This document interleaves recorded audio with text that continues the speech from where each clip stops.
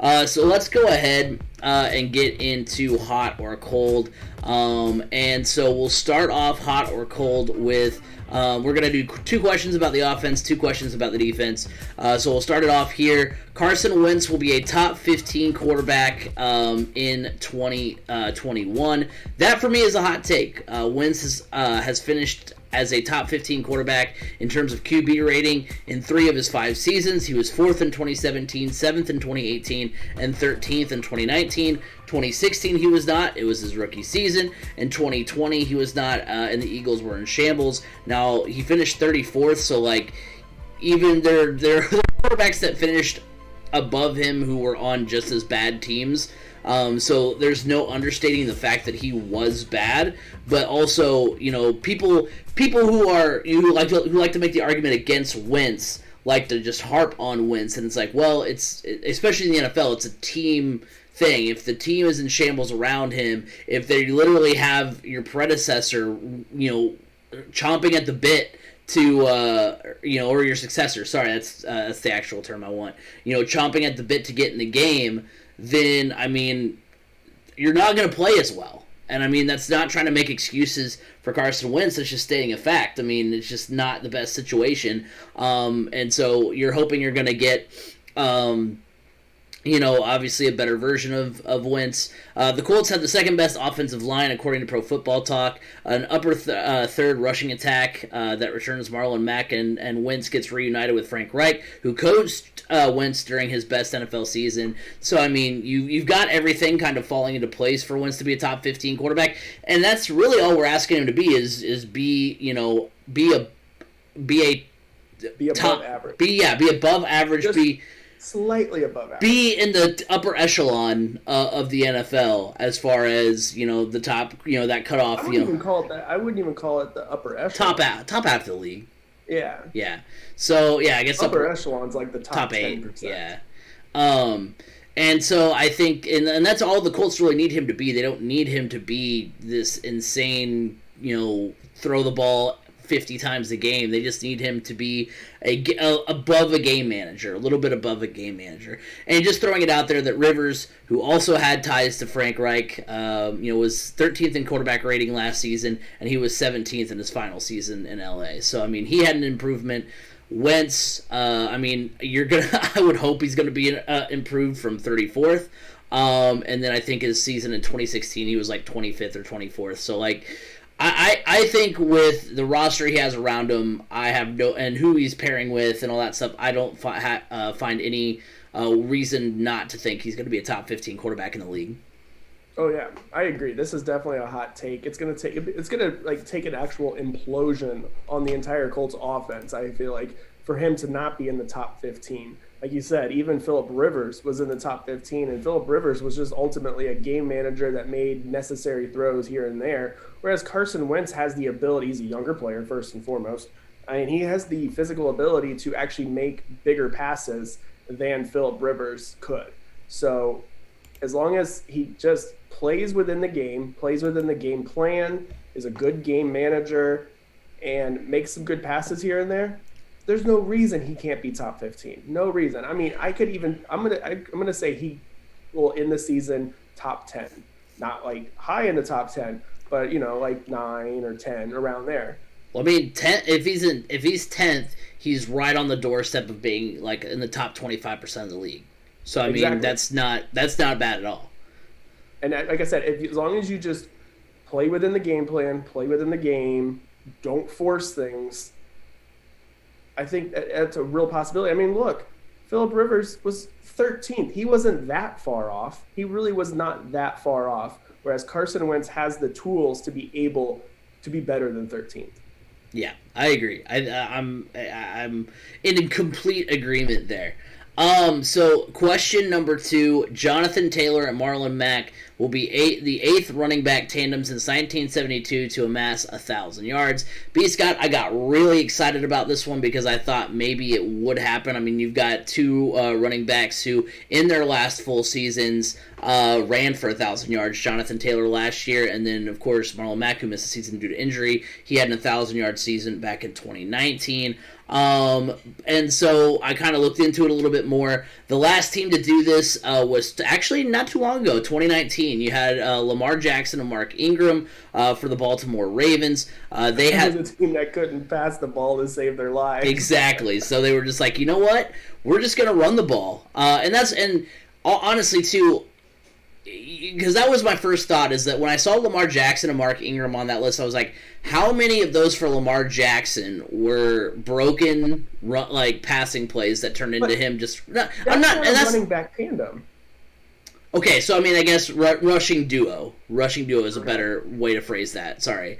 But yeah, so Lamar Jackson, how many of those plays were just, a broken play? He, runs for 10 yards after the coverage kind of broke down or whatever it is, or the play broke down. So that was what I was kind of concerned with, because they ran the ball that season 596 times.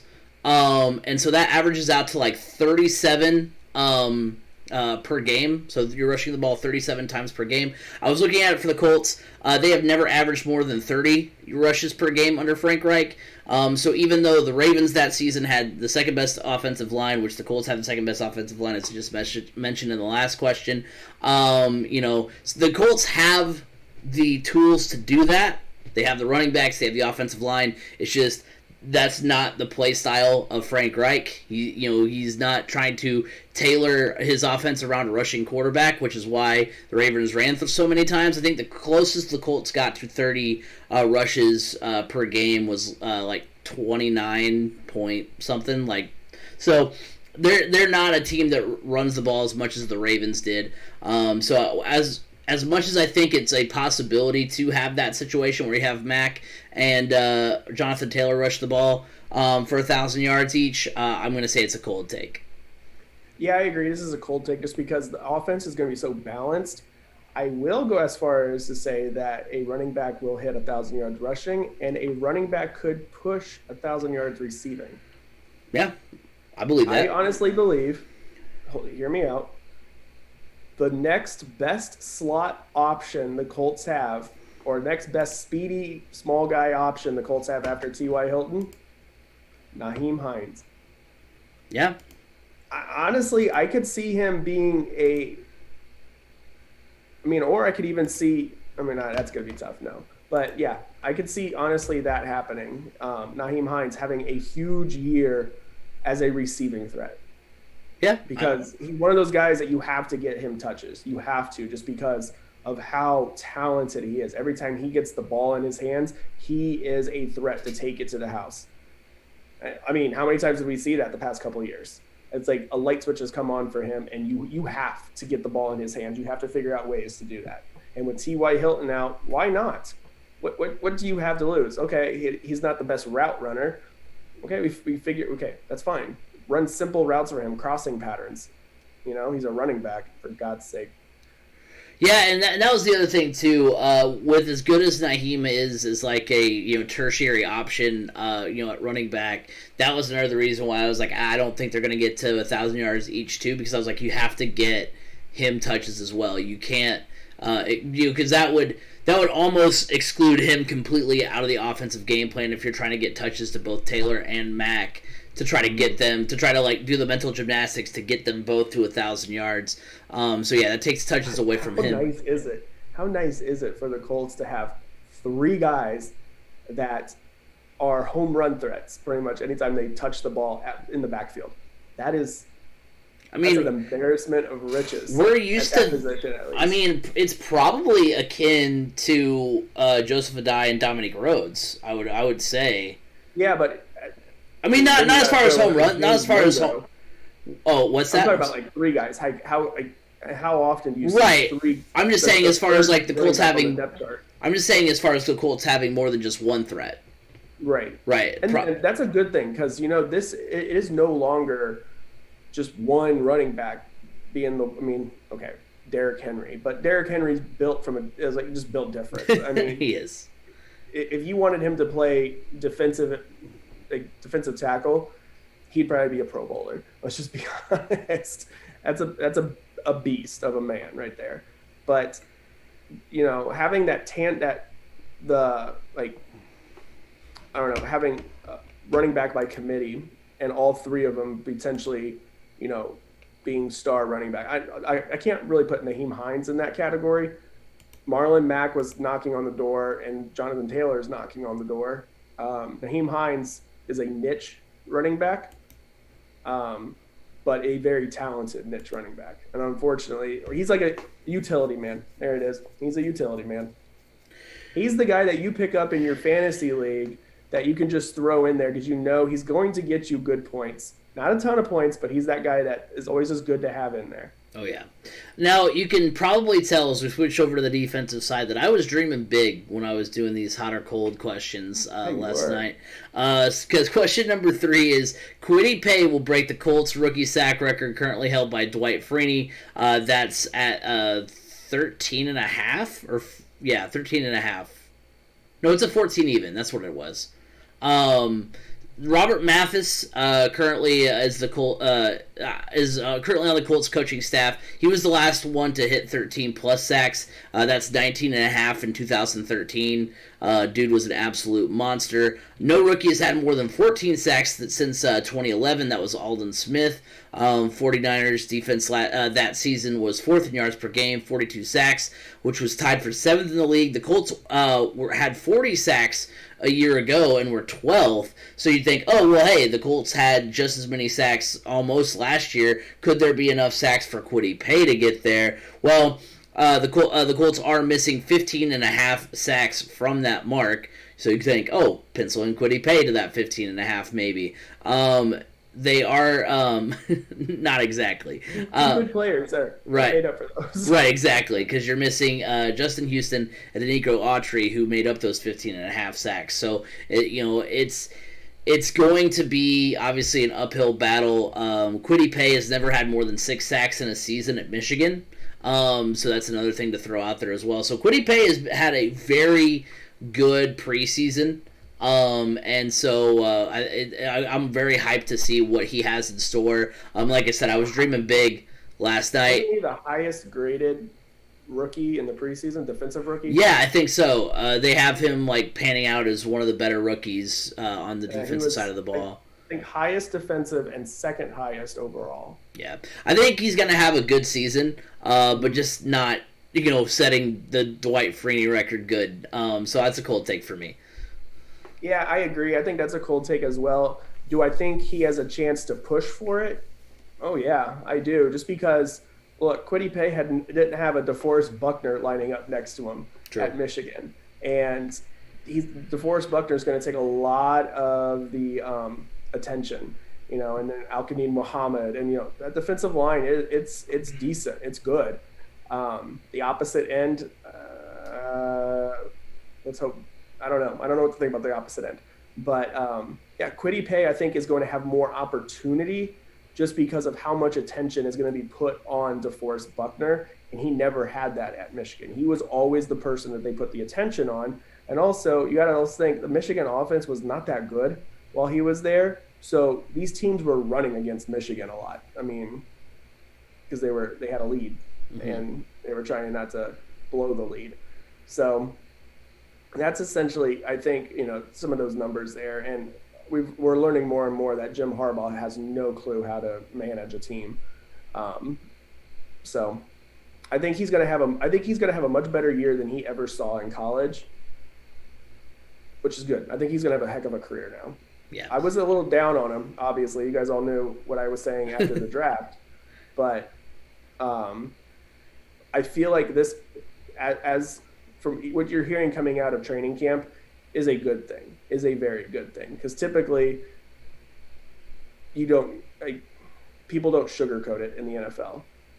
And when the past busts that we've had in the first round, you've heard of that. They haven't been living up to a first round pick in training camp. But Kwity Paye has been turning heads, and obviously we've seen it. Yeah, that's just where the frustration of, man, if we could have just paid Denico Autry, if we could have not drafted Kwity Paye to pair up with Autry as opposed to replacing him, and also brought back right, which they could still do. I mean, theoretically. I think the idea of him coming back to Indy for him. Oh yeah, I'm sure. And so that's what kind of is rough, because I think it's more of a possibility that Pay could hit that number if he, like, Danico Autry was still there or Justin Houston was still there, because you would have even more firepower on that defensive line. But yeah, I think he is going to have a fantastic season, and it's going to be a lot of fun to watch. Final question. The secondary is the biggest defensive liability for the Colts. That is a massively hot take. So I think we're going to be in agreement on all 4 of these questions, B. Scott. The Colts secondary is ranked 13th by Pro Football Talk. They were 20th against the pass last season, and they did very little to improve for 2021. In the first 7 games of the season, and throughout the course of the season, they played 7 teams who in 2020 were ranked in the top half of the NFL in passing. That's the Bucks, Bills. They played the Texans twice, Raiders, 49ers, Rams, and Seahawks. I know the Texans probably won't be there again this year, but still. The Titans added Julio Jones. The Jags have Trevor Lawrence. So you're talking about, even though they weren't in those 7 that I just mentioned, they got better. As far as, you add one of the better receivers of our generations, Julio Jones, to the Titans. You have a much better quarterback for the Jaguars, slinging it around, and Trevor Lawrence. So those teams just get better in terms of passing. So the Colts did very little to improve their pass defense, while other teams in the division did a lot to improve their pass offense. So it's a hot take for me. The secondary, if they can turn it around, I feel better about the Colts, but without a better secondary, it might get to be a rough season at times for the Indianapolis Colts. Yeah, I agree. This is definitely a hot take. I mean, the safeties, I think, are good. I think that's the strongest unit of the secondary. I mean, Kenny Moore is Kenny Moore. He's a really good corner. Xavier Rhodes, I don't know if he's, if offseason wasn't too good for him or something, because he was just getting beat left and right in training camp. But that's also could be a sign of that our wide receivers just know how to play against him. I don't know. But Xavier Rhodes is typically a solid player. It's just I don't know what to expect else at corner. I don't know. There's not much depth. I mean, it's concerning. There are some players out there that I feel like they should look at trying to bring in, just to look at them at least to see if there's anything better out there that can at least help us. Which is one of them. That's one of the things that was surprising is that they cut Marvell Tell. And I was like, oh, okay. I thought we were high on him. I guess not. Okay.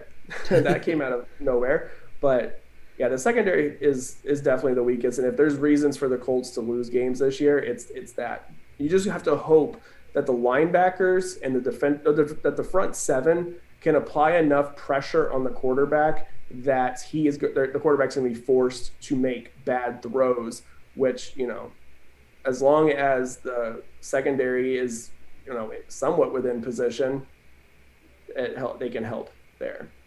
Yeah. It does. It does make it very scary, especially for where the Colts get out of the gates from, and that's where we're gonna kind of pivot to now is the schedule for the Colts and their record predictions. In September, the Colts will open against the Seahawks at home on Sunday. Then they will play the Rams and then at the Titans to finish out the month. In October, they're going to go to Miami, to Baltimore. They have the Texans at home. They're at the 49ers and then at home against the Titans. In November, they get the Jets, Jaguars. They go to the Bills, and then they get the Bucks at home, and then they finish off the season December and January at Houston with the Pats at home, at the Cardinals, Raiders at home, and at the Jaguars. So, hey, I mean, it's in the warmer time of the year. They don't have to play. They play the Bills at the end of November. That might be the coldest game that the Colts have to play. We gotta go. Are we going to Buffalo? At Buffalo, yeah, in November. Oh, it's going to be snowing. We always play horribly there. In November, though. So will it be snowing in November? I guess we played there in the playoffs, and it was, beautiful. Yeah. Yeah, and we were like, oh man, it's gonna be like get the snowplows out, and then it was like some There's been several times that we've played there, and it's like they're running through a foot of snow. right. Well, hey, that would actually bode well for the Colts this year. Yeah, that's true.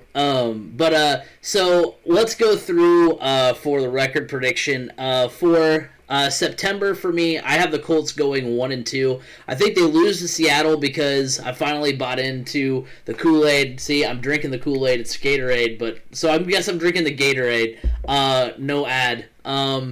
But hey, sponsorship if you want to Gatorade, if you want to hop on board. Or Kool-Aid. Or Kool-Aid. Oh yeah. I mean, oh no, Mr. Kool-Aid man. Oh no.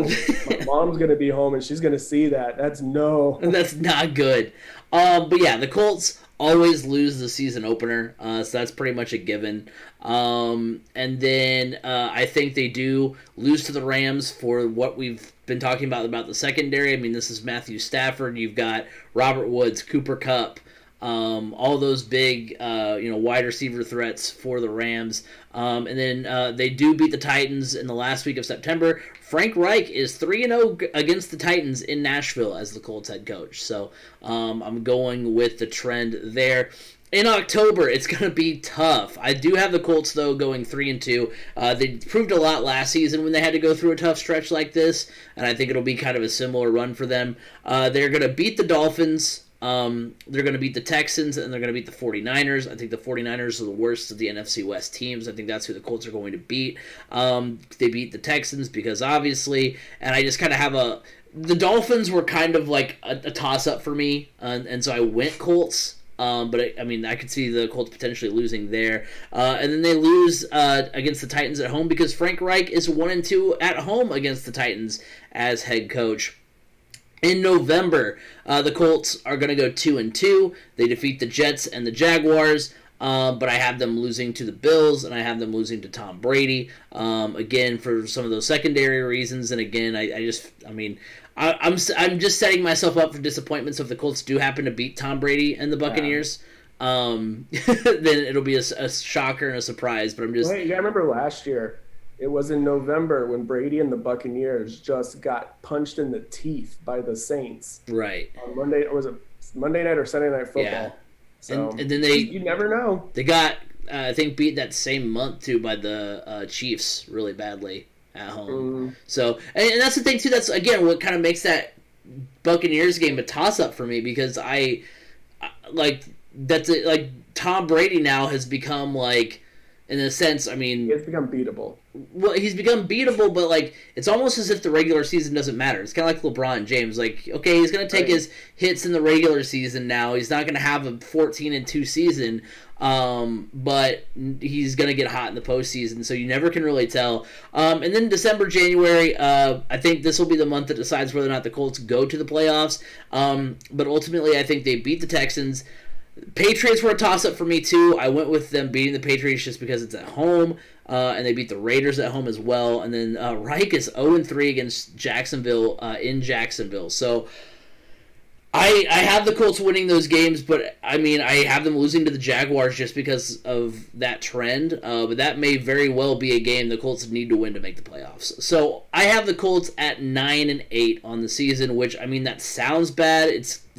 But the Colts' schedule is brutal, and this is the equivalent of, like, 9-7 last year. So, like, 9-7 is just kind of an ugly record because it's not a double-digit win season, but it could get you in the playoffs. That's what 9-8 is going to be this year. Because I think the AFC, and we'll get to it when we get to record predictions, like, the AFC is good enough to just beat up on each other and make the records not look very good, but you know they're good teams. So I have the Colts at 9-8.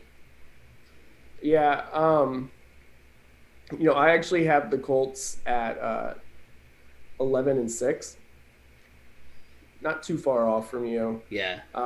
September, it's so tough when I look at September. Yeah, I think they do lose to Seattle. I think they beat the Rams, and I ultimately think they lose to the Titans in Nashville. It's just going to be Titans are going to be fired up early on. The fan base is going to be fired up, so I got that one. October, I do like the I have them beating the Dolphins. I have them beating the Texans, the 49ers, And then I do have them beating the Titans at home. I think ultimately they'll beat the Titans at home.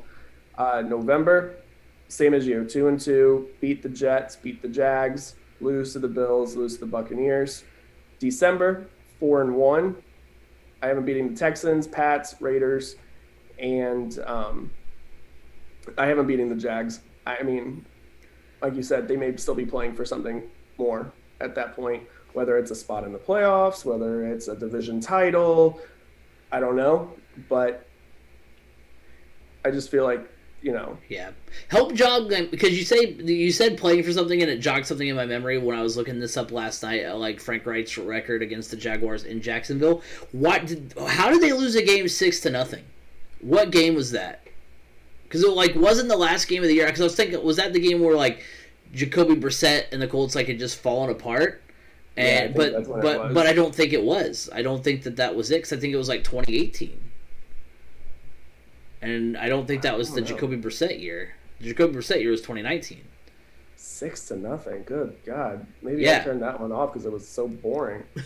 Yeah. I was like, when? I don't remember this. When did they lose 6-0? Gave up 2 field goals? Yeah. So I'll look it up to see what it was. But I was like... Yeah, please. But yeah, so... I think... the Colts definitely have upside. I definitely went on the more conservative. Because not knowing what the Carson Wentz situation is, how many games could he potentially miss for every time he gets dinged for being a close contact with somebody with COVID? How is that going to affect this team? I mean, because then it's the Jacob Eason show. I mean, Sam Ehlinger's injured, so. And then if that ends up happening, I think we could see 2 1,000-yard rushers. But there's a whole lot of question marks that aren't based on things that you can go out and fix with players on the open market. Because it's a lot of unknowns and a lot of if this happens, how does that affect the rest of this? A lot of ifs. So that 6-0 game, it was actually an Andrew Luck game, 2018. That was when the Colts fell to 6-6. I think that was the last loss before they went on that crazy stretch at the end of the year. But yeah, Cody Kessler was the starting quarterback for the. They went on. They won 4 straight after that. So I mean, whatever that loss was. Ignited something in the pit of the chest of the Colts, and they rallied to make the playoffs. So, but yeah, I saw that on the thing, and I was like, "What? How? When did this happen? I don't remember this." And I can tell why, because it was the Colts went on to win 4 straight, and it's one that I'm pretty sure I wanted to wipe clean of my memory forever. But yeah, I mean, there are a lot of question marks. I think ultimately, though, I think 9-11 wins is. It may not be what the fan base as a whole is going to be happy with, because they're going to be thinking the Colts are a dark horse to make a deep playoff run this year. And we'll see. It just all depends on matchups. But I think 9-11 wins is a fair assessment.